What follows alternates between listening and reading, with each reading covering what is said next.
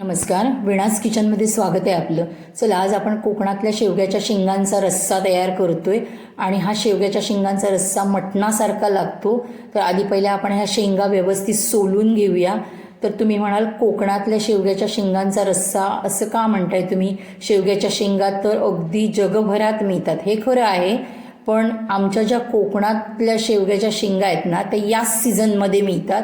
आणि कोकणातलं असं कुठचंच घर नाही आहे की त्याच्या बागेमध्ये शेंगाचं झाड नाही आहे. आणि मार्केटमध्ये सुद्धा गावागावातून शेंगा भरपूर येतात. माझ्या बागेमध्ये पण 2 शेंगाची झाडं आहेत, पण छोटी आहेत ती, त्यांना नुकतीच फुलं आली आहेत. त्याच्यामुळे मी ही मार्केटमधूनच या शेंगा घेऊन आले. आणि जी फुलं येतात ना शेवग्याला, त्याची भाजीसुद्धा एक नंबर लागते चवीला, तीसुद्धा मटणासारखीच लागते. तर आता इथे ना आपण ह्या शेंगांची पूर्ण सालं काढतोय, कारण आपण मार्केटमधून आणलेत. मी काय शेवग्याच्या झाडं असतात ना, त्यांच्या शेंगा ज्या असतात त्या तुरट असतात, काहींची साल असते ना ती थोडीशी कडवट असते, म्हणून मी पूर्ण साल काढून टाकली आहे. आता आपण बघा इथे रश्श्यासाठी लागणारे वाटण ते तयार करतोय. तर इथे बघा मी तव्यावर कांदा टाकलाय, तो छान असा परतून घेते. ह्याच्यात मी आलं आणि लसूण पण टाकली आहे आणि तीही परतून घेते. आता आपण साईडने थोडंसं तेल टाकूया आणि याच्यात थोडी खमंगपणा येण्यासाठी मिरी टाकते मी, कारण आपण रस्सा बनवते, जसं चिकनचा रस्सा बनवतो, मटणाचा रस्सा बनवतो, तसाच हा आपण शेवग्याच्या शेंगांचा रस्सा बनवतोय, त्याच्यामुळे मी मिरी टाकली आहे. आता साईडसून मी थोडंसं तेल टाकणार आहे आणि हा कांदा आहे ना तो चांगला लाल होईपर्यंत भाजणार आहे. म्हणजे मग आम्हाला ना कोकणातलं वाटण तेलात भाजावं लागत नाही, अगदी तेल सुटेपर्यंत. तर इथे बघा आपला असा कांदा छान भाजून झालेला आहे. आता ह्याच्यात मी खोबरं टाकते. खोबऱ्याबरोबर हा अजून परतून घेणार आहे मी, म्हणजे मग तो चांगलाच भाजणार आहे. तर इथे बघा आता आपण खोबरं टाकूया. आणि खोबरं पण आमचं भरपूर असतं, त्याच्यामुळे आम्ही तेल कमी वापरतो, कारण तसेही खोबऱ्यामध्ये ऑइल असतंच. तर आता खोबरं पण छान असं परतून घेऊया आपण, अगदी सोनेरी कलर येईपर्यंत. वाटण खमंग भाजलं की रस्सासुद्धा खमंग तयार होतो. तर इथे बघा मी वाटण असं छान भाजून घेते. हे बघा, तर चांगलं परतून घ्यायचं असं. तुम्ही जर माझ्या चॅनलवर नवीन असाल तर माझ्या चॅनलला लाईक आणि सबस्क्राईब करायला विसरू नका. आणि मी ही कोकणातून तुम्हाला रेसिपी दाखवते. आणि हेच जे वाटण आपण वापरलं जातं, सिक्रेट वाटण कोकणातलं, ते हे असतं. ह्यानेच कोकणातल्या जेवणाची जी चव असते ती वाढते. तर इथे बघा आपलं वाटण तयार झालं आहे. छानपैकी आपण खोबरं परतून घेतलं आहे. आता आपण फोडणी तयार करूया. फोडणीत तेल टाकलं आहे आणि मी कांदा टाकला आहे, तोही छान असा परतून घेते मी.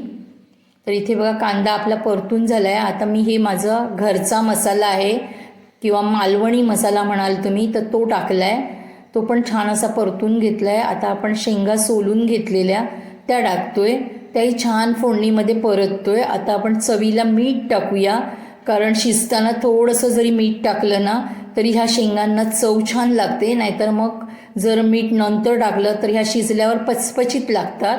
त्याच्यामुळे थोडं मीठ टाकायचं शेंगा शिजताना. वाटल्यास तुम्हाला जास्त पाहिजे तर नंतर मग तुम्ही रश्श्यामध्ये टाकू शकता, कारण काय रश्श्यामध्ये आपण वाटण टाकणार, पाणी टाकणार, त्याच्यामुळे मसाला आणि मीठ आपण नंतर वाढवू शकतो.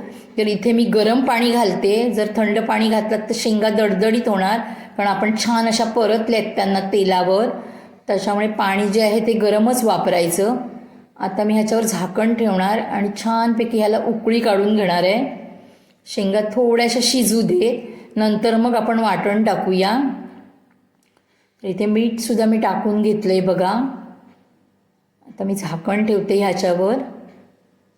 तसं व्यवस्थित झाकण ठेवायचं आणि आपण ह्याला उकळी काढायची. इथे बघा उकळी छान अशी आलेली आहे. तर आता आपण चेक करूया शेंगा शिजल्या की नाही. त्या जास्त शेंगा शिजल्या तर मग काटकं होणार सगळी आमटीमध्ये आपल्या किंवा रश्शामध्ये. तर शिजल्याच शेंगा आपल्या, पण अजून 5 मिनटं आपण ह्याच्यावर झाकण ठेवूया आणि नंतर मग ह्याच्यात आपण वाटण टाकूया. माझ्या जर रेसिपी तुम्हाला आवडत असतील तर तुम्ही तुमच्या फ्रेंड सर्कलमध्ये, फॅमिलीमध्ये शेअर करा. बघा मी इथे वाटण टाकते आणि हे आपण मस्तपैकी रस्सा जो आहे तो मालवणी पद्धतीने तयार करतोय. तर याच्याबरोबर जर तुम्ही ह्या रश्शाबरोबर कोकणात जे सुकट भाजलं जातं बांगडा किंवा धोडी ते जर भाजून घेतलात तोंडी लावण्यासाठी तर तुम्ही 2 घास जास्तच जेवणार आहात, कारण हा रस्सा पण अगदी मटणासारखाच तयार होतो आणि हा चपाती भाकरीबरोबर पण तुम्ही खाऊ शकता.